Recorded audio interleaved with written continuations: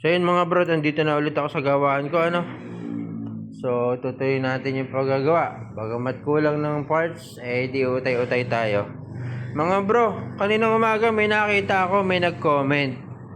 At parang masama ang loob at hindi laro akong pakialam sa mga naghahaw to order. Bro, ako na nahingi ng paumanin sa iyo ha. At iklaro ko lang mga bro, hindi naman to for sale kasi. Ano, itong DIY project kong ito ay for my content. Ano, ngayon, yung mga nakikita niyong binubuo kong yun, ayun ay pinag-a-assemble ko lang. Pinagpo-provide ko ng pang materyales at pampaship sa lugar nila. At pagka nabuo, di ayun, may laruan sila.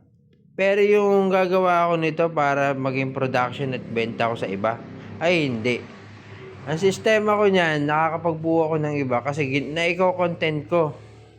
Di ang kinukuha ko lang yung pang-order ng complete parts at pampaship dyan sa lugar mo. So yun lang mga bro.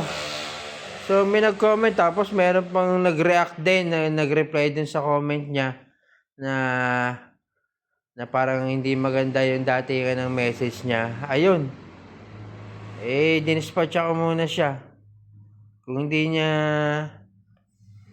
yung sasawsaw at sasawsaw lang yung mga sawsaw pasensya na muna kasi kakalinis ko lang din wala pa akong samod mag-ipon ng basura ulit, ano.